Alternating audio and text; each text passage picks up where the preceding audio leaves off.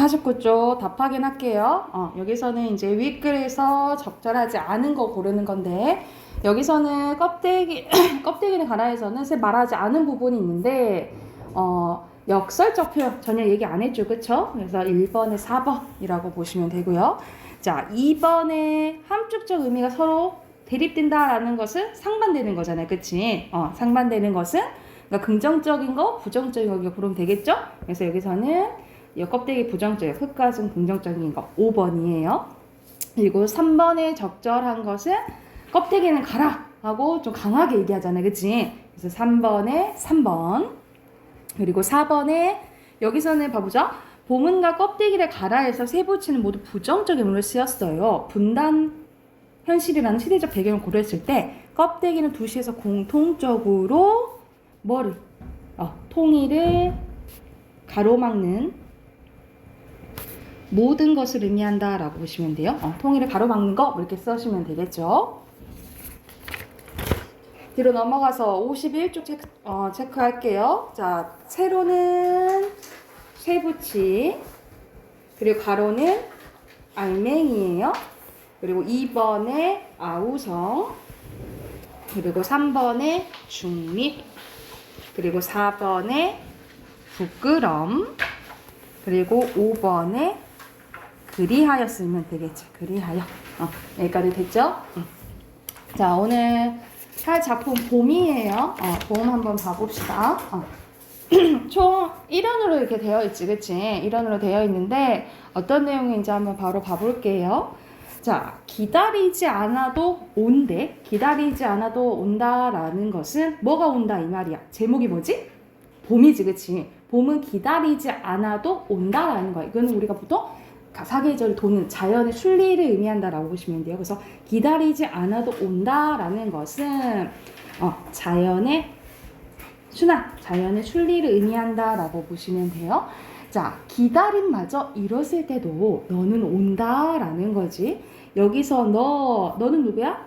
봄은 온다라고 표현을 한 거야. 자, 봄을 너라고 표현하죠. 그쵸? 사람처럼 표현한 거니까 우리가 사람처럼 표현하는 거를 의인법이라고 하지. 그래서 여기서는 의인법이 쓰였고, 자, 기다림마저 이랬을 때 너는 온다라고 했어. 그러니까 여기서는 온다라는 확신을 가지고 있다라고 보시면 돼요. 화자는 확신을 가지고 있는데, 자, 어디 뻘밭 구석이거나 뻘밭 구석은 안 좋은 데를 말하는 거야. 썩은 물 웅덩이 같은 데를 기웃거리다가 썩은 물 웅덩이도 좋지 않은 데를 얘기하는 거겠지, 그치? 한눈 좀 팔고 싸움도 한판 하고 지쳐 나자빠져 있다가, 그러니까는 봄이 오는데 이렇게 오래 걸린다, 힘들다 라고 보시면 돼요. 그래서 여기서는 뭐에 대해서 니은 부분은 어떤 부분이라고 보시면 되냐면 봄이 오기까지 이렇게 고생을 한다 라는 거라고 보면 돼. 그래서 여기서는 봄이 오기까지의 역경 실현인데, 여기서는 어떻게 표현을 하고 있어? 기웃거리고 한눈 좀 팔고 싸움도 하고 지쳐 나자빠져 있다 라고 했잖아. 그치? 다 봄이 이렇게 한다라는 거야. 그러니까 봄을 또 사람처럼 표현한 거죠. 그래서 여기서는 봄을 계속 의인화하고 있다, 사람처럼 표현하고 있다 라고 보시면 됩니다. 여기까지 됐나요? 이어서 볼게. 수영아, 여기 52쪽이야. 자, 다급한 사연을 들고 달려간 바람이, 다급한 사연이라는 것은 내가 급한 상황인 거야. 그래서 특히 여기서는 다급한 사연이라 여기 표시해 둘게요. 여기서 다급한 사연이라 화자가 처한 약간의 부정적인 현실을 의미한다라고 보시면, 내가 지금 너무 힘든 거야. 이러한 사연을 들고 달려간 바람이, 이 사연을 들고 갔다 또 표현했네. 이것도 뭐예요? 의인하지, 그치? 의인한 거죠. 흔들어 깨우면, 누구를 흔들어 깨운 거야? 바람이 가서 봄을 흔들어서 깨운 거야. 흔들면 눈 부비면서 너는 더디게 온다라는 거지. 그러니까 어떻게 힘들더라도 봄은 온다라고 표현을 하고 있는 거야. 더디게 마침내 올 것은 온다라는 거죠. 반복됐으니까 당연히 강조된 거죠. 특히 여기서 마침내 올 것이 온다, 봄이 온다 이 말이야. 그래서 여기서는 봄이 반드시 온다는 화자의 확신이 드러나 있다라고 보시면 돼요. 봄이 반드시 온다는 화자의 확신이 드러나 있다고 보시면 됩니다. 그래서 너를 보면 눈부시대. 그러니까는 여기서는 봄에 대해서 엄청 긍정적으로 생각하는 거예요. 그래서 봄 너는 너무 눈부셔 샤이니해 이렇게 표현을 한 거야. 그래서 여기서는 봄에 대한 우리가 찬양하는 것을 예찬척 태도라고 하거든요. 그래서 여기서는 봄에 대한 예찬이 드러난다라고 보시면 됩니다. 너를 보면 눈부시대. 그래서 너무 눈부셔서 일어나 맞이할 수가 없대요. 너무 감격스러운 거지. 봄이 오면은 입을 열어 외치지만 소리는 굳어서 나는 시적화자 직접적으로 나타나 있네요. 나는 아무것도 미리 알릴 수가 없대. 가까스로 두 팔을 벌려 껴안아 보는 너무 이제 기쁜 거죠. 와서 너 먼 데서 이기고 돌아온 사람아 하면서 마지막까지 봄을 뭐 한 거예요? 봄을 사람처럼 표현한 의인화했다라고 보시면 돼요. 그래서 여기 마지막은 봄을 맞이해서 기쁜 것을 나타냈다라고 보시면 돼요. 기쁨 또는 감격 이걸 드러냈다라고 보시면 돼요. 그래서 여기서는 엄청 봄이 오기를 바라는 거죠, 그렇지? 그래서 여기서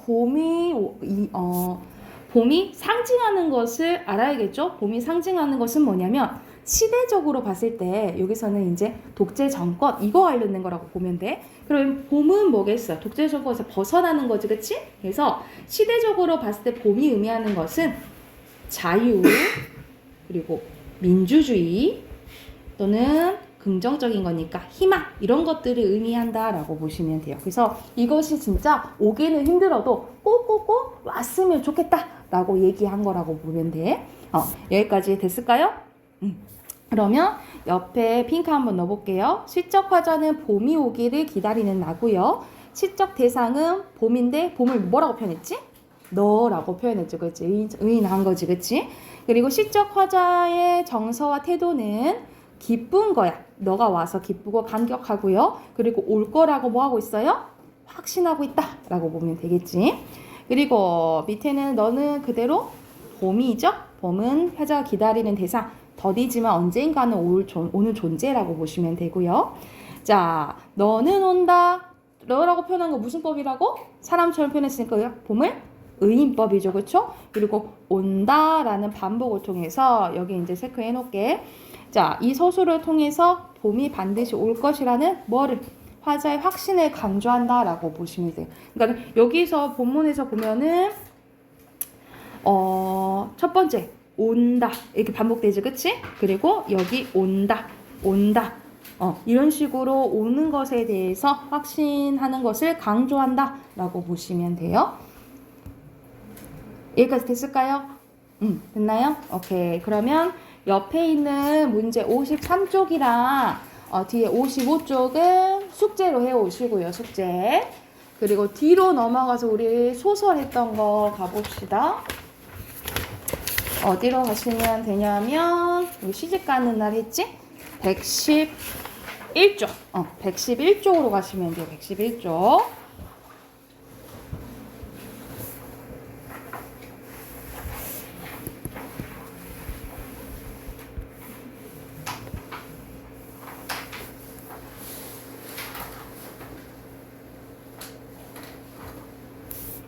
자, 여기도 답 확인해볼게요. 숙제 다 해오셨죠? 자, 1번에 알맞지 않은 거 봐보자. 1번에 알맞지 않은 것은 여기서는 이제 내용 일치 문제인데 알맞지 않은 것은 4번입니다. 맹효원은 김판사 아들이 포악하는 것을 할 수 있어? 그게 아니라 뭐하냐?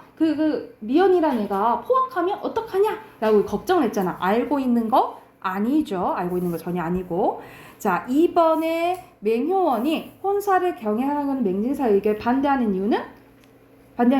왜냐면 그 맹진사가 뭐 때문에 결혼시키려고 하는 거야? 돈 때문에 결혼시키려고 했던 거잖아. 그치? 그거에 대해서 얘기하는 거죠. 그래서 2번이 5번이고요. 자, 3번에 알맞지 않은 것은 여기서는 이제 행동하면 보면 되는데 알맞지 않은 것은 5번 미음 보면은 뭐냐면 예물이 아니라 이거 일종의 선체야 라고 먼저 얘기를 하는 거야. 감탄이 아니라 이제 화를 내면서 이해 안 되는 표정 이런 식으로 해야겠죠. 그리고 A가 가리키는 인물은 미연, 신랑인 미연이고요. 또는 뭐 신랑 뭐 이렇게 쓰시면 되겠죠? 신랑이 된 미연. 그리고 5번에 맹효원과 맹진사의 가치관인데 맹효원은 자 먼저 맹진사 볼게요. 맹진사는 뭐를 중시해요? 재물, 돈 욕심이 많잖아. 재물, 권세를 중시하는 가치관을 가지고 있고 이렇게 쓰면 되고 맹효원은 권세 반대로 쓰면 되겠지. 재물, 권세보다는 사람됨을 중시하는 가치관을 가지고 있다라고 써놓으시면 돼요. 됐나요? 자, 그러면 넘어가서 6번 봐볼게요. 113쪽. 113쪽에 가의 효과로 적절한 것은 뭐냐면 가 부분이 어딨죠? 맨 마지막이지? 이거는 이제 일부러 치윤이 그 미연이가 그 몸이 하자가 있다고 거짓말하는 부분이잖아요. 그치? 그래서 4번이고요.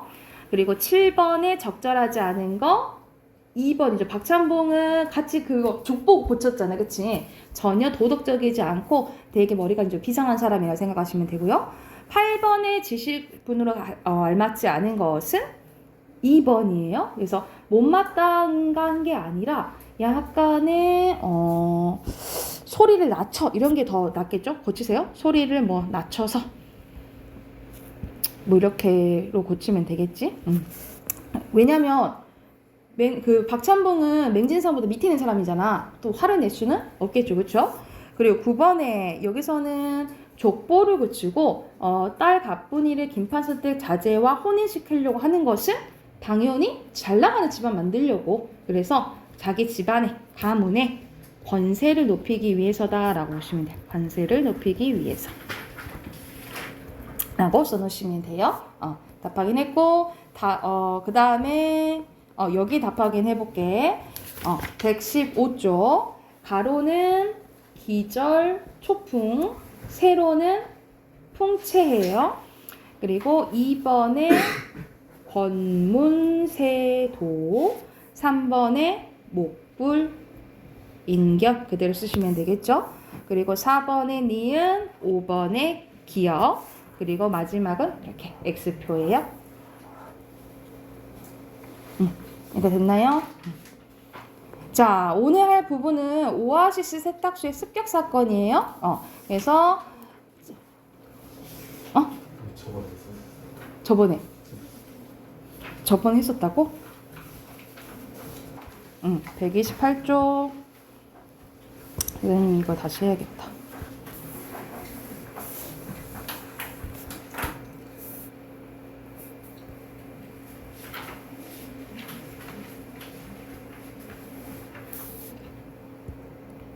자, 128쪽 보면은 이거는 이제 수필이긴 수필인데 고전 수필이에요. 예전 수필이라고 보는데 여러분 수필을 잠깐 특징 한번 해놓고 이제 본문 볼게요. 우리가 수필은 자신의 뭐 쓴 거지? 자신의 경험 쓴 거라고 보면 돼. 자신의 경험을 자유롭게 쓴 글이라고 보시면 돼요. 자유롭게 쓴 글을 수필이라고 합니다. 수필이라고 하는데 수필은 간단하게 특징이 되게 중요해요. 특징이 이제 특징 조금 몇 가지만 적어 볼게요. 자, 특징이 어떤 특징이 있냐면 자신의 경험을 쓰잖아, 그치? 그래서 자신의 진짜 얘기를 쓸 거 아니야. 사실적이고요. 그리고 자신의 생각이 들어가니까 주관적일 수밖에 없겠죠, 그쵸? 주관적이고, 자, 우리가 대표적인 수필의 대표적인 게 일기거든요. 우리가 일기 전문가 따로 있나? 누구나 쓸 수 있죠, 그쵸? 그래서 성격이 어떻다면 비전문적이라고 보시면 돼요. 비전문적. 근데 우리가 일기가 일상적인 거 쓰긴 하지만 특히 이제 만약 누가 읽는 사람이 있다고 생각을 한다면 진짜 그 사람들한테 독자에게 조금 전달할 만한 내용을 써야 되잖아요, 그렇죠? 그래서 보통 교훈적인 의미를 지닌다라고 보시면 돼요. 교훈적이고, 그리고 선생님이 자유롭게 썼다라고 했잖아. 자유롭게 썼다라는 것은 형식이 없다라고 보시면 돼요. 그래서 무형식이라고 보시면 됩니다. 무형식이고요. 그리고 우리가 우리 주변에 있는 것을 다 소재로 쓸 수 있거든요. 그러니까 예를 들어서 이 책이 될 수도 있고 안경이 될 수도 있고 마스크가 될 수 있고 소재가 다양해요. 그래서 우리 몸 주변에 잡다한 것들 다 쓸 수 있다 해서 몸 신자를 써서 그러니까 한자야. 우리 몸 주변에 잡다한 것들 쓸 수 있다라고 해서 신변잡기적이라고 해요. 신변잡기적. 그리고 선생님이 자신의 경험을 쓰는 거니까 우리가 잘 아는 사람이면 누가 썼는지에 대해서 특성이 약간 드러나잖아요. 그래서 어떻게 볼 수 있냐면 개성이 뚜렷하다.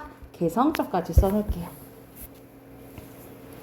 그래서 수필의 특성들 이런 것들이 다 수필의 특성이다라고 이제 알아두시고 자 이거는 이제 고전 수필이라고 했죠. 그래서 제목이 희한하다. 일야구도하기라는 뜻인데 제목부터 한번 봐보면 제목이 일야구도하기는 하룻밤에 강을 9번 건넌 것을 의미해요. 그래서 기는 여기서 기록을 했다라는 뜻이야. 그래서 하룻밤에 9번 강을 건넜다. 그 이야기에 대해서 쓰는 건데 박지원은 조선 후기 때 이제 사람으로 이제 글을 많이 썼다. 소설도 수필뿐만 아니라 소설도 썼어요.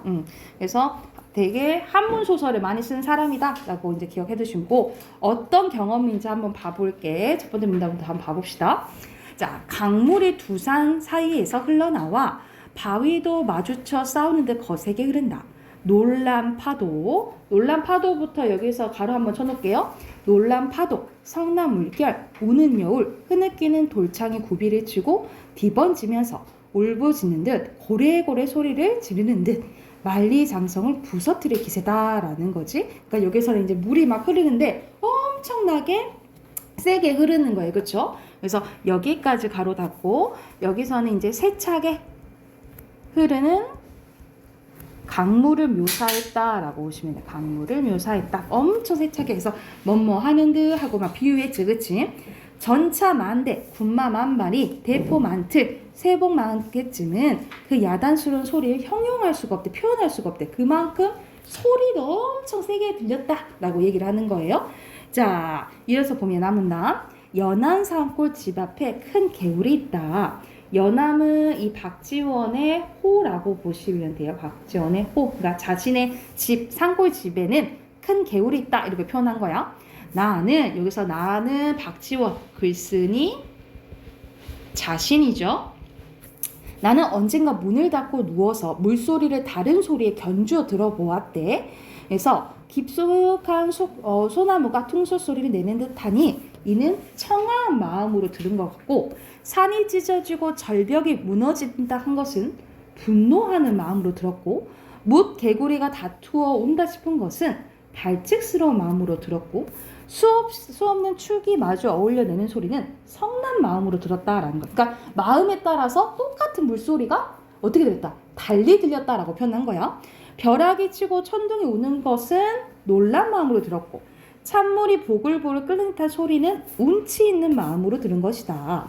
검은 고가 높고 낮은 가락으로 나오러져 나는 소리는 슬퍼하며 들은 거고 창호지 우는 소리는 의심스럽게 들은 탓이다. 그러니까 하고 싶은 말이 여기서 이제 나온 거예요. 무엇이나 제 소리로 듣지 못하고 더구나 밑줄 쭉 그어놓자. 더구나 가슴 속에 무슨 딴 생각을 먹고 있으면 그것이 귀에서 소리가 되는 거다라는 거지. 그러니까 여기서 하고 싶은 말은 뭔 거예요? 듣는 사람에 따라 듣는 사람의 마음에 따라서 소리가 다르다 이 말하고 싶은 거잖아. 그래서 밑에다 간단히 써놓자. 듣는 사람의 마음에 따라 소리가 다르게 들린다. 듣는 사람의 마음에 따라서 소리가 다르게 들린다. 이게 이제 하고 싶은 말인 거죠. 그래서 오늘 나는 한밤중에 한 줄기 강물을 9번이나 건넜대요. 그래서 이제 제목의 의미가 이제 나오기 시작하는 거지. 자, 강물은 북쪽 변방에서 흘러나와 만리장성을 뚫고 유화와 조화, 황하, 진청 등 여러 강물 가운데 모여 미룬성 아래 백하가 된다라는 거. 지금 백하를 가고 있는 거예요. 그래서 나는 어제 배로 백하를 건넜는데 바로 이 강이 하루다라는 거죠. 그래서 여기서는 내가 간 거에 대해서 내가 얘기하잖아. 선생님 이거 하기 전에 이게 수필 중에 뭐냐면 여행을 갔다 와서 쓴 거거든요. 우리가 여행을 갔다 와서 쓴 걸 기행문이라 하잖아. 기행문에는 그래서 아까 전에 수필에는 뭐가 없다 했지? 형식이 없다 했죠. 그렇지? 형식이 없는데 이거 기행문은 특이하게 형식이 조금 있어요. 그래서 옆에 잠깐 써놓을게. 기행문은 약간의 형식이 있는데 뭐가 있어야 되냐면 내가 여행을 어디 저기 여기에 갔다 왔다를 써야 되잖아. 그치? 여행 내가 어디 장소를 나타내는 것을 다녀온 것을 여정이라고 하고요. 거기서 보고 들은 것을 써야겠죠. 그래서 보고 들은 것을 한자로 하면은 볼 견자에다가 들음을 견문이 있어야 되고요. 그리고 그거에 대한 나의 느낀 점도 있어야겠지. 그치? 그래서 감상이 있어야 돼. 그래서 기행문은 이렇게 약간의 형식이 있다. 여정, 견문, 감상이 들어가야 된다라고 기억을 해두시면 돼요. 그래서 여기서는 다에 나타난 것은 백화 같다 했잖아요. 그쵸? 그럼 뭐가 드러나는 거야? 여정이 드러나는 거죠. 그래서 여기서 다에서는 여정이 이제 드러나고. 그래서 보자. 강물을 건널 때 사람들이 고개를 쳐들고 하늘을 우러러보는 것을 보고 나는 어떻게 생각했냐면 사람들이 다 강물 건널 때 이러고 가는 거야. 그랬더니 나는 하늘에 비는가 보다. 하늘에 뭐 비는가 보다. 빌면서 가는가 보다 이렇게 생각을 했대. 훨씬 뒤에 알았지만 물을 건너는 사람이 ንም실늠실 소용돌이쳐 돌아가는 강물을 보면 제 몸이 물을 거슬러 올라가는 것 같고 눈은 강물을 따라 내려가는 것 같아서 갑자기 빙빙 도는 듯 어지럼증이 생겨서 물에 빠진다고 한다. 그러니까는 여기서 알 수 있는 거죠. 사람들이 왜 고개를 들고 간 거야? 떨어질까봐 무서워서 그런 거죠. 그치? 이게 이제 고개를 쳐들고 간 이유라고 보시면 돼. 이게 이유고. 그러니 고개를 젖히고 우러보는 것은 하늘에 대고 기도를 하는 것이 아니라 물에 빠질까봐 이제 걱정해서 그런 거죠. 그쵸? 역시 그렇다. 목숨이 경각에 달렸는데 어느 겨를에 기도할 수 있으랴? 기도할 수 없다라고 얘기한 거죠. 그래서 옆에 빈칸 넣고 그 다음 쪽으로 넘어갈게. 여기서는 경험 나오죠. 어떤 경험? 강물을 9번 건넌 거지. 그치? 빈칸 넣으시고 강물. 그리고 여기서 나왔죠? 여정, 견문, 감상이고 중국의 백화 같다 했지. 그치? 백화 하류를 지금 건너서 왜 사람들이 고개를 드는 이유에 대해서 강을 건널 때 이유에 대해서 이야기가 나왔죠. 감상이. 그리고 과거를 회상합니다. 집 앞 개울가에서 물소리가 들리는 것을 다르게 들리는 것을 경험을 했죠. 그리고 여기서는 열거법이 나오는데 그 열거법이 뭐냐면 아까 우리 옆에서 뭐뭐 하는 것이다, 뭐뭐 하는 것이다 이렇게 마음에 따라서 달리 들리는 게 나열됐죠. 그치? 나열됐으면 여기가 열거법이 쓰였다라고 보시면 돼요. 그래서 나문단 옆에다 써놓을게. 나문단 옆에 열거법이 쓰였다라고 보시면 돼요. 어떤 개념이 나열되면 열거법인 거예요. 여기 됐으면 넘어가서 이 130쪽 갈게요. 130쪽 보면 이어서 이토록 위험하다 보니까 밀고 미처 듣지 못하는 것이다. 그러니까 너무 무서우니까 소리도 안 들린다 이 말이야. 다들 말하기를 요동벌은 넓고 펀펀하기 때문에 물소리가 요란하지 않다고 한다. 허나 이는 물소리를 모르는 말이라는 거야. 요동 땅 강물들이 물소리를 안 내는 것이 아니라 밤에 건너지 않았기 때문이다 라는 거죠. 왜 밤에 왜 안 들리는 거야? 우리가 시각적으로 보니까 청각적으로 안 들린다 이 말이야. 낮에는 눈으로 볼 수 없으니 눈이 위험한 데만 쏠려 눈 달린 것을 걱정할 판이다. 그러니 귀에 무엇이고 들리겠는가? 들리지 않는다라는 거죠. 일부러 의문문 형식으로 표현했을 때 우리가 서리법이라고 해요. 서리법 써놓으시고 일부러 의문 형식으로 표현한 거죠.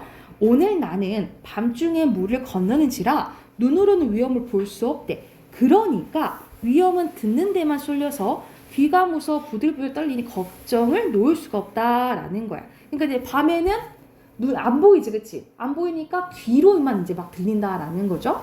그래서 나는 오늘에야 이치를 깨달았대. 여기서 이제 깨달음이 나오는 거죠. 깨달음이 나오는데 어떤 것을 깨닫게 됐냐면 마음이 고요한 사람이죠. 마음이 고요한 사람은 귀와 눈이 탈이 돼 턱이 없으나 귀와 눈만 믿는 사람은 보고 듣는 힘이 밝아져서 더욱 병이 된다라는 것. 이걸 깨닫게 됐다라고 보시면 돼요. 그러니까 고로 어떤 것을 의미하냐면 마음이 고요한 사람은 어떤 것을 의미하냐면 우리가 시각, 청각 이런 거에 치우치지 않는 사람을 얘기를 하는 거야. 그래서 고로 마음이 고요한 사람은 감각이 감각에 치우치지 않는 사람을 의미하는 거예요. 그러니까는 우리가 시각, 청각에 막 의지하게 되면 아까 전에 막 무섭고 막 이렇게 된다는 거지. 그럼에 불구하고 귀만 눈만 믿는 사람은 그러니까 여기서는 이게 긍정적인 사람, 귀와 눈만 믿는 사람은 이제 부정적인 게 되겠지. 고로 같은 말로 마음이 고요하지 않는 사람을 의미하겠죠. 이걸 이제 깨닫게 됐다라고 보시면 돼요. 그래서 이어서 한번 봐보자. 오늘 나의 마부가 발을 말라게 밟혀서 뒤 따라오는 수레에 실려가고 보니 나는 하는 수 없이 혼자 고삐를 늦추어 불에 들어갔는데 무릎을 오그려 발을 모으고 안장에 앉았다. 한 번만 까딱하면 바로 강물로 떨어져 물로 땅을 삼고 물로 옷을 삼고 물로 몸을 삼고 물로 마음을 삼을 테다라는 거지. 그래서 여기서는 뭐뭐하고 막 이렇게 나왔잖아. 그러면 무슨 법이라고 아까 나왔던? 열거라고 보면 되겠죠. 그치? 자, 이제야 나는 속으로 떨어짐을 가고 있대. 마음을 어떻게 먹은 거예요? 나 그냥 떨어지면 어쩔 수 없지 하고 마음을 편하게 가진 거라고 생각하면 돼. 그러자 내 귀 속에는 드디어 물소리가 없어지고 물은 9번이나 건넜는데도 마치 안석위에서 앉고 눕고 하는 것처럼 아무렇지도 않았다라는 거지. 그러니까는 마음이 고요하니까 오히려 괜찮았다라고 얘기를 하는 거죠. 그렇죠? 그래서 소리와 빛깔은 내 마음 밖에 있는 외물이다. 이는 언제나 귀와 눈에 탈이 되어서 이렇게도 사람들이 똑바로 듣고 보고 듣는 힘을 잃도록 만든다라는 거죠. 그러니까 이 말은 뭐냐면 우리가 감각, 외물에 집착하면 제대로 사물을 인식할 수 있어? 인식할 수 없다 이 말이야. 너무 치우쳐서. 더구나 사람이 한 세상을 살아가는데 그 험하고 위태함이야 강물보다 더한지라 보고 듣는 것이 번번이 병이 되지 않겠는가. 그러니까는 병이 된다라는 거야. 또 서리법 쓰였네. 일부러 음문 형식으로 표현한 거. 내가 사는 연암골에 돌아가면 앞개울의 물소리를 다시 들으면 이를 가늠해 보리라. 그래하여서 제 몸가짐을 능란하여 스스로 총명한 채 하는 자에게 경계를 하도록 하겠다라고 얘기하는 거야. 그래서 여기서는 제 몸가짐에 능란하여 스스로 총명하는 채 하는 사람은 고로 뭘 의미하는 거예요? 감각에 치우친 사람을 얘기하는 거죠.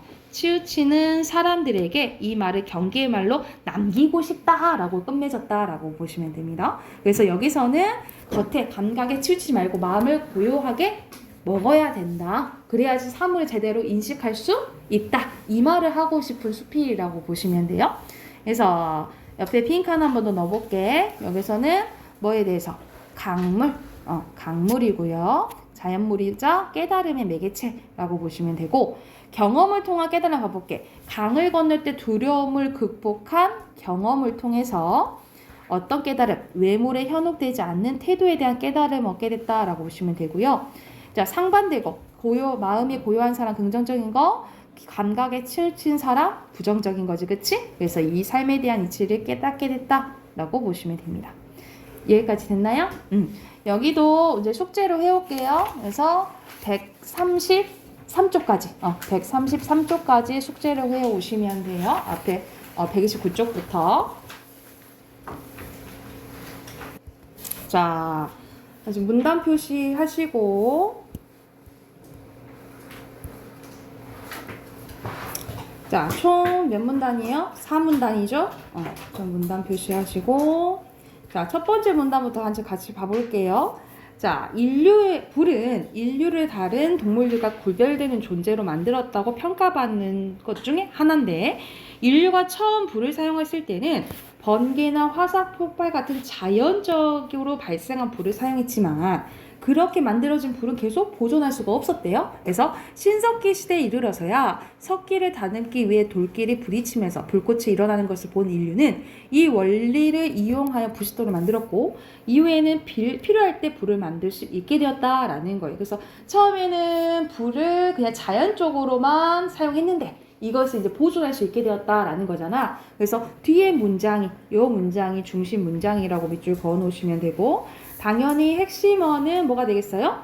불이 되겠죠. 그렇죠? 이어서 이 문단 봐볼게. 불은 인간의 삶의 시간적, 공간적 영역을 확대해 주었는데, 불을 피움으로써 예전에는 추워서 살기 힘들었던 곳에 살 수 있게 되었고 밤에도 활동할 수 있게 되었다. 또한 더불어서 불을 이용한 음식을 먹게 되면서 인간의 지적 능력도 발달하게 되는데 익히지 않는 음식물은 인간이 소화해서 영양분을 흡수하는 데 시간이 많이 걸린다. 그러나 불에 익힌 음식물은 인간이 더 빨리 소화할 수 있고 영양분의 흡수율도 높인대요. 인간이 이전보다 더 쉽고 빠르게 음식을 소화하고 영양분도 더 많이 흡수하기에 따라 음식을 먹으며 에너지가 남게 되었다. 이때 이 남은 에너지를 바로 뇌가 사용하면서 인간의 지적 능력이 비약적으로 발전했다라는 거예요. 그러니까 여기서는 불이 인간에게 어떤 영향을 끼쳤는지가 나오잖아요. 그치? 그래서 여기서는 영향 첫 번째 시간적, 공간적 영향을 확대시켜줬다라고 보시면 되고요. 그래서 영향 첫 번째 여기 중심 문장이고 여기가 또 영향 두 번째가 나오거든요. 그래서 여기도 중심 문장이죠. 중심 문장 두 문장이야. 여기 밑줄 그어놓으시고 여기가 영향 두 번째라고 보시면 돼요. 그리고 핵심어는 그대로 불이라고 보시면 됩니다. 그래서 여기서는 중심 문장이 두 문장이라고 보면 돼. 됐죠? 그래서 3문장 갈게요. 또 불을 사용하게 됨에 따라서 또라고 나왔잖아요. 그치? 그러면 여기서도 영향 세 번째가 되겠죠? 불을 사용함에 따라서 새로운 재료도 만드는 도구도 사용할 수 있게 되었대요. 이게 영향 세 번째로 중심 문장이 되겠습니다. 이어서 볼게. 신석기 시대에는 흙을 비적 불의 고음으로써 그릇을 만들어 다양한 것을 보관할 수 있었다. 이후 청동기 시대에는 청동기를 불로 녹여 만든 제기 등의 물건을 통해 종교적, 정치적 입지를 다지는 사람들이 생겨났고 철기 시대에는 철기로 다양한 철제 농기구와 무기를 만들므로써 농업의 생산을 높이고 정복 정도를 펼치게 되었다라는 거야. 그러니까 이런 식으로 신석기에서 청동기, 청동기에서 철기 시대로 시대적 변화에 따라서 어떤 식으로 도구를 사용하게 됐는지 이거에 대해서 나오죠. 그렇죠? 시대별로. 이렇게 써놓자. 우리 시대적 변화보다도 시대별로 도구를 어떻게 사용됐는지 그거에 대해서 얘기했다라고 보시면 되고요. 이처럼 또 정리하는 말 나오네. 인류의 역사가 크게 변할 때 불은 늘 인류의 곁에 있었다. 이러한 점을 볼 때 마지막 문장이 중심 문장이에요. 불은 단순한 수단이 아니라 인류 문명이 뭐라는 거야? 원동력이라는 거죠. 이자 인류에게 문명이라는 선물을 전해준 고마운 존재라 볼 수 있다 라고 해서 핵심어는 그대로 3문단이랑 4문단 다 불이라고 보시면 됩니다. 여기는 다 핵심어 불이야. 그러면 여기서 중심문단 이제 찾아봐야겠죠. 중심문단은 여기서는 불이 뭐래? 인류의 문명에 영향을 줬다는 거잖아. 그치? 그래서 그 말이 나온 부분은 마지막 4문단이라고 보시면 돼요. 4문단이고 4문단 요약은 어떻게 할 수 있냐면 인류 문명을 만들 수 있는 이 문명의 원동력이 된 불에 대해서 얘기했다라고 요약할 수 있겠죠. 그래서 인류 문명의 원동력이 된 불이 요약문이라고 보시면 되고요. 자, 이어서 그러면 답 확인해 볼게요. 1번에 당연히 불이겠죠? 1번에 불이고 2번에 여기서는 거의 선생님이 문단 요약하는 거랑 주제 요약하는 거 조금은 다를 수도 있어요. 왜냐면 주제는 전체적인 걸 봐야 되잖아요. 그치? 근데 여기서는 크게 똑같다라고 보시면 돼요. 마지막 문단. 그래서 문단 아까 요약한 거랑 주제가 똑같아요. 인류 문명의 원동력이 된 불. 이게 이제 주제가 된다라고 보시면 되고요.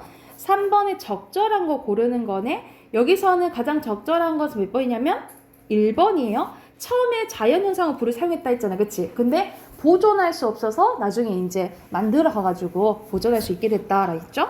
그리고 4번에 적절한 것은 선생님이 시대별로 변화가 나왔었잖아요. 그치? 설명 방법이. 그래서 3문단 보면은 5번인 걸 알 수가 있어요. 시대적 흐름.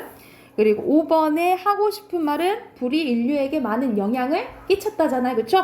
5번에 2번입니다. 네, 됐죠?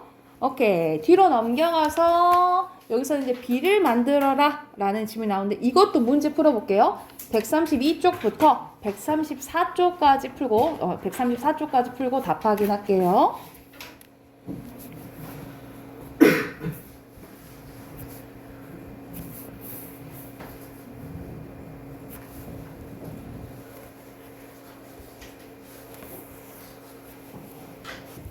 자, 첫 번째 문단부터 가봅시다. 여기서는 비를 만드는 거에 대해서 나오는데, 자, 첫 번째 문단부터 보면은 계절을 가리지 않고 한반도에서 미세먼지가 기승을 부리고 있다. 그래서 요 며칠 전에도 미세먼지 심해갖고 막 알림 문자 오고 막 그랬잖아요, 그렇지?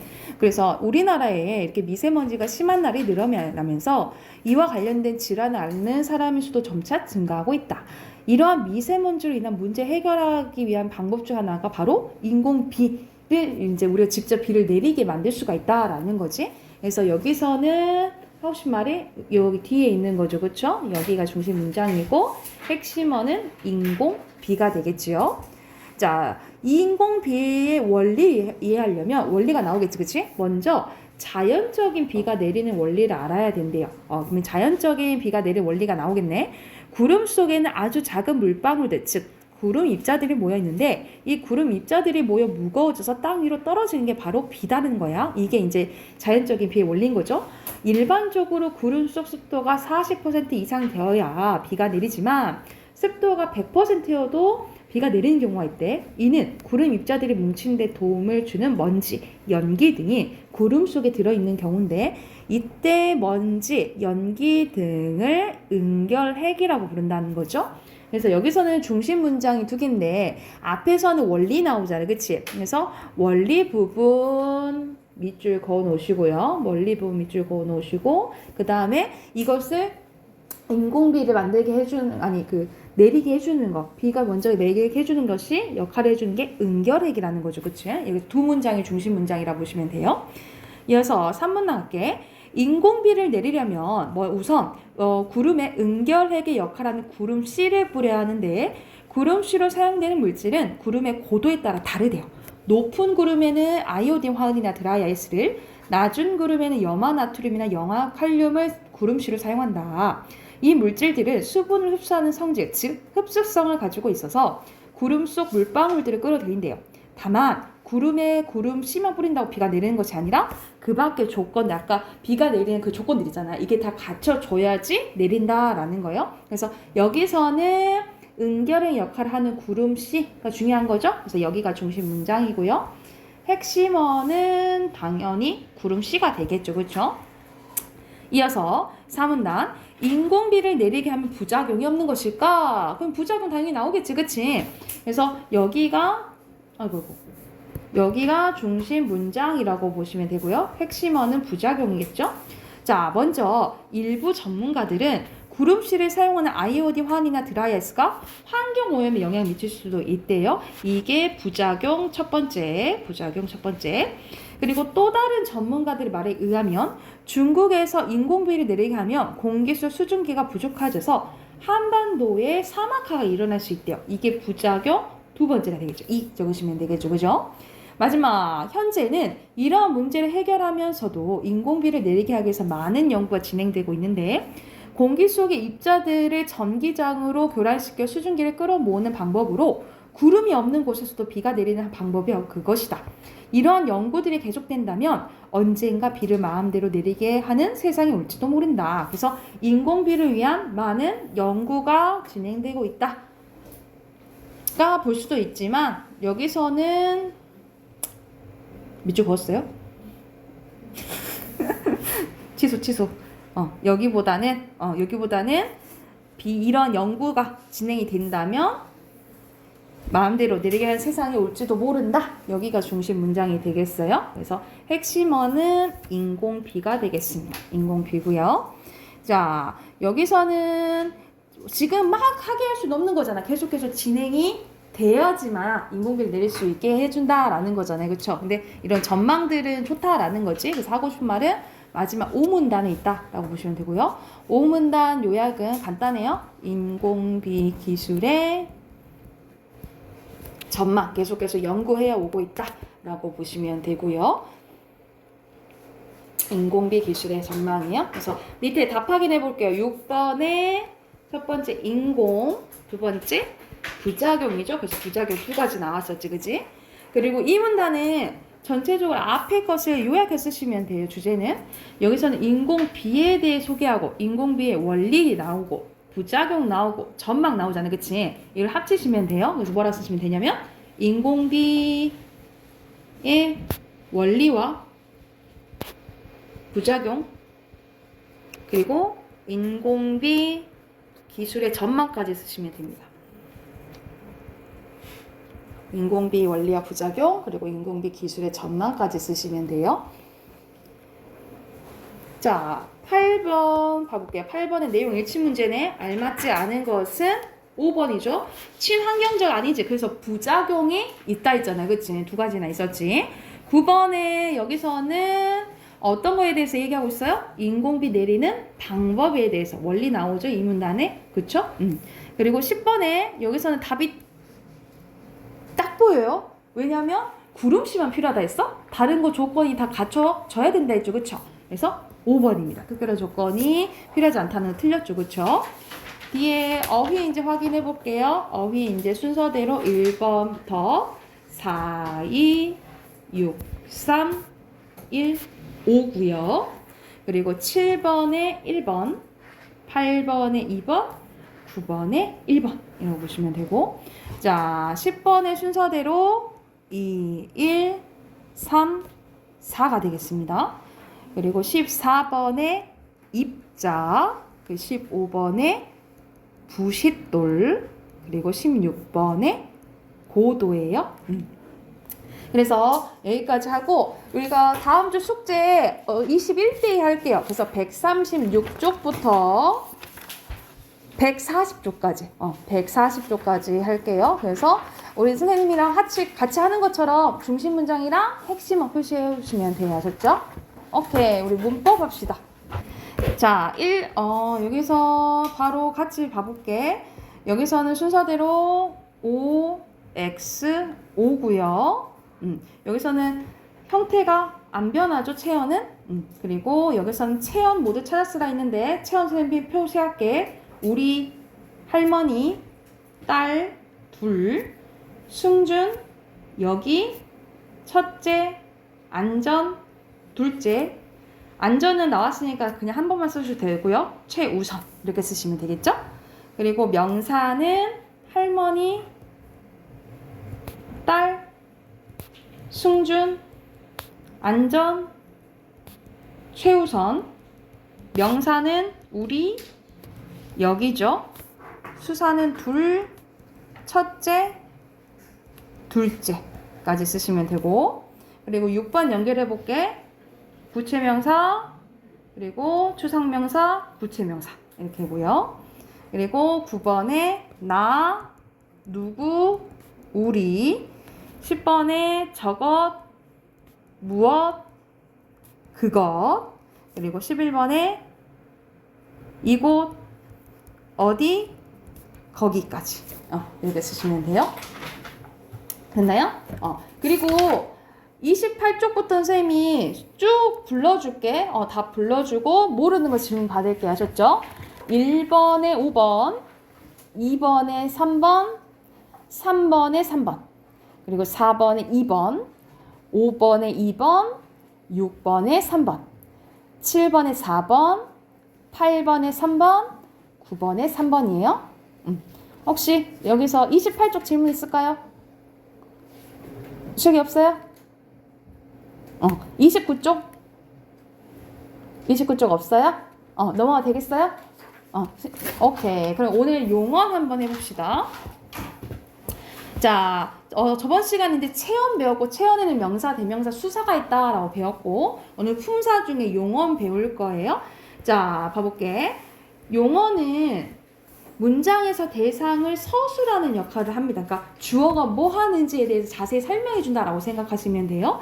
그래서 보통 우리가 어떤 역할을 한다라고 보냐면 서술어 문장에서 서술어 역할을 하는 게 용언이라고 보시면 돼요. 그래서 어디에 해당되냐면 어찌하다, 뭐떠하다, 무엇이다에 해당이 된다라고 보시면 되는데, 자, 어찌하다는 뭐라고 보면 되냐면, 어찌하는 것은 행동이지, 그치? 그래서 용언 중에 동사에 해당되고요. 동사에 해당되는 거고, 어떠하다는 상태 얘기하는 거지, 그치? 그래서 여기는 형용사에 해당한다라고 보시면 돼요. 그리고 무엇이다는 이건 좀 애매하긴 한데 유일하게 이제 서술격 조사 이다가 붙으면 우리 예를 들어서 나는 학생이다.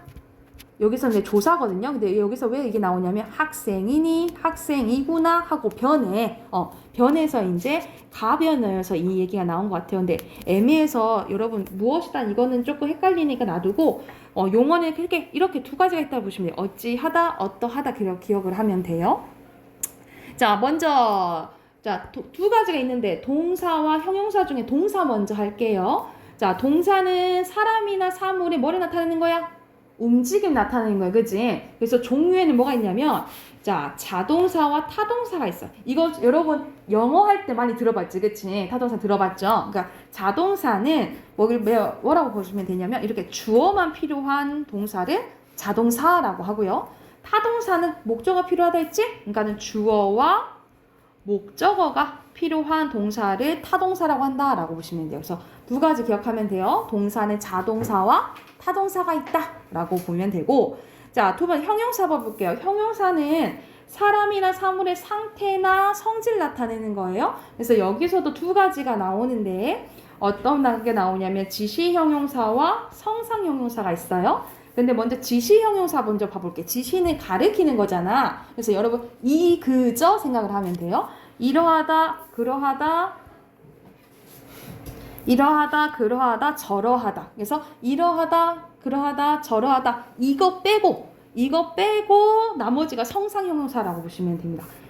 성상 형용사는 뭐의 줄임말이냐면 여기 앞에 상태나 성질 있죠? 이걸 줄여서 성상이라고 보는 거야. 그래서 모든 형용사 이러하다, 그러하다, 저러하다 예외로 거의 다 성상이라고 보시면 됩니다. 이렇게 기억하면 되겠죠? 다시 한번 형용사에는 두 가지가 있는데 성상 형용사 뭐 있다? 지시 형용사 이렇게 있다라고 보시면 됩니다.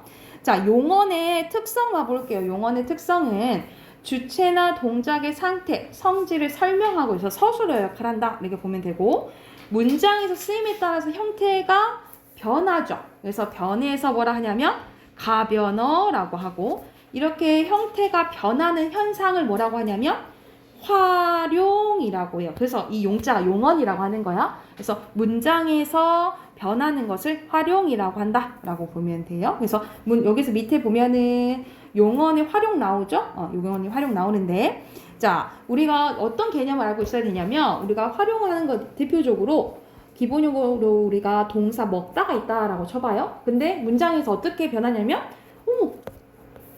깜짝이야. 먹니? 먹구나? 먹지? 이런 식으로 변한다 이 말이지. 그치? 그런데 여러분이 봤을 때 뭐는 안 변해? 먹은 안 변하죠. 이렇게 안 변하는 부분을 간이라고 하고요. 이렇게 뒤에 변하는 부분 있지? 이 변하는 부분을 어미라고 해요. 어미. 그래서 여러분 옆에 이제 표시해 두시면 돼요. 어간은 형태가 변하지 않는 부분, 어미는 형태가 변하는 부분입니다. 그래서 이 부분이 붙어서 형태가 변하는 것을 활용이라고 한다라고 알아두시면 되고요.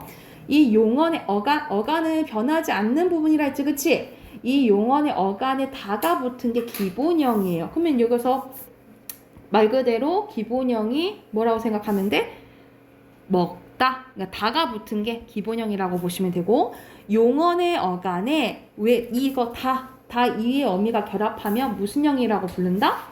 활용형이라고 부른다라고 보시면 돼요. 그래서 기본형은 다가 붙은 거고 다 이의 것이 붙으면 활용형 이렇게 기억을 하시면 됩니다.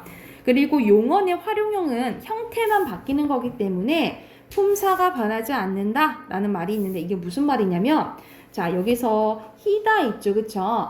희다는 꽃을 꾸며줘. 그럼 이건 관형사 아니에요? 이렇게 헷갈릴 수 있는데 기본형을 생각해야 돼. 기본형이 뭐예요?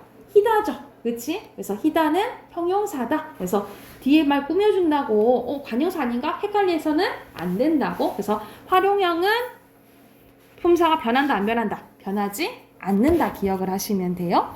자, 그 넘어가기 전에 옆에 이거 봐볼게요. 별표 쳐놓으시고. 자, 우리가 가장 헷갈린 게 동사는 움직임을 나타내고 형용사는 상태나 성질을 나타낸다 했잖아요. 그치? 근데 가끔 가다가 헷갈리는 경우가 있어요. 헷갈리는 경우가 있는데 그거를 구별하는 방법입니다. 첫 번째는 뭐냐면 자, 현재를 나타내는 어미 니은다랑 는다를 결합해요. 그래서 결합이 다 되면 동사, 결합이 되지 않으면 형용사라고 보면 돼. 여러분 예시 선생님 들어보자. 없다 있죠. 없다는 동사일까 형용사일까? 는다 넣어봐. 없는다. 좀 어색하지 그치? 그러면 이거는 뭔 거야? 형용사가 되겠죠. 그치? 이렇게 구별을 하는 거야. 그래서 니은다를 넣었을 때 말이 되면 동사, 안 되면 형용사라고 보시면 돼요. 여러분 근데 있다는 뭘까? 있는다 된다. 그치? 있는다. 그럼 선생님 동사 아니에요? 근데 이거는 동사일 때도 있고 형용사일 때도 있어요. 그러니까 예를 들어서 나 요즘 여기에 조금 있다가 갈게 있죠. 그럴 때는 동사예요. 근데 여기에 책이 있다라는 것은 상태를 나타내는 거잖아. 그때는 형용사라고 보시면 돼요. 그래서 때에 따라서 얘는 동사가 될 때도 있고 형용사가 될 때도 있다라고 보시면 돼요. 그래서 여기 잠깐 이거 써놓으시고 있다는 동사일 때도 있고 형용사가 일 때도 있다. 헷갈리지 마시라고요. 그리고 두 번째는 명령을 나타내는 어미 어라, 아라와 결합할 수 있어. 그래서 먹어라, 되죠. 이렇게 되면 동사. 그리고 자가라, 어색하지, 그치? 이러면 형용사인 거야. 그리고 마지막에 함께 하자고 요청하는 자와 또 결합할 수 있으면 동사고 아니면 형용사라고 보시면 돼요. 그래서 애매한 경우가 있어서 가장 적절한 거는 여러분 1번으로 많이 해주시면 돼요. 1번에 는다, 니은다, 는다를 넣어서 말이 되면 동사, 안 되면 형용사 이렇게 기억을 하면 돼요. 이해됐나요? 오케이. 그러면은 용언에 대한 문제 31쪽부터 33쪽 있거든요. 문제 풀고 답 확인할게요.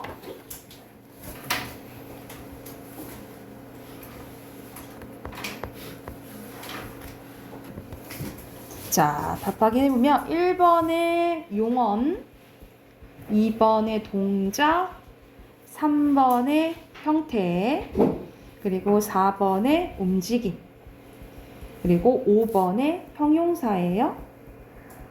그리고 6번에 동사는 이제 표시해 줄게요. 동사는 펼쳐졌다, 그리고 웃는다, 그리고 닫고, 읽었다가 동사고요.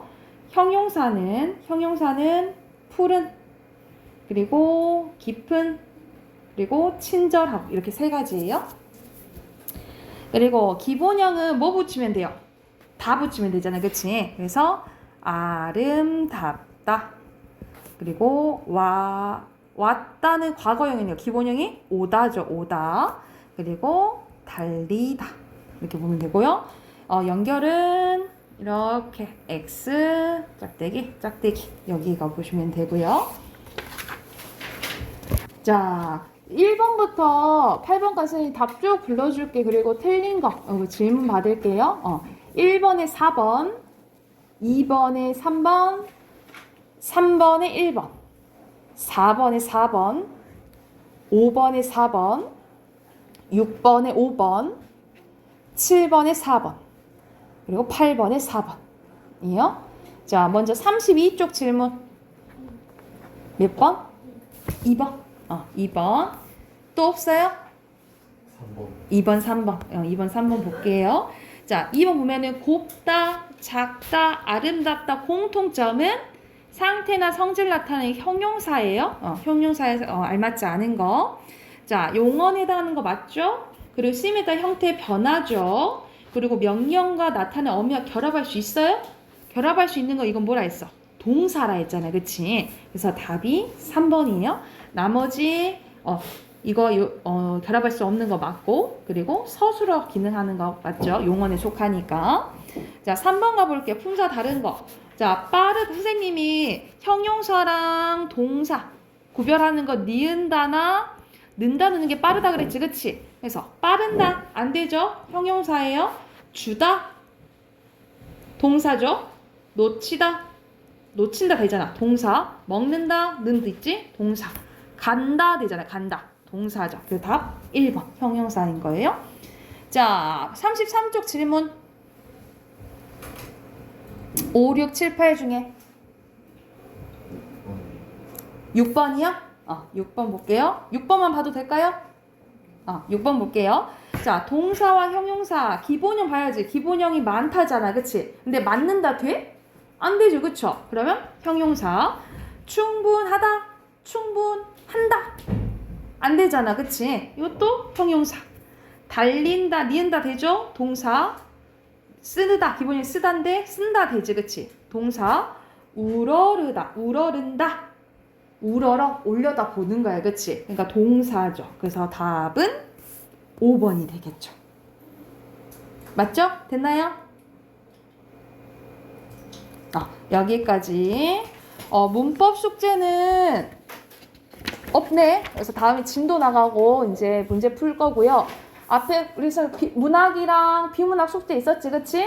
그리고 어휘는 항상 토요일 날 오자마자 시험 볼 거여서 13, 14대 1 해주시면 돼요. 아셨죠? 오케이, 여기까지 합시다.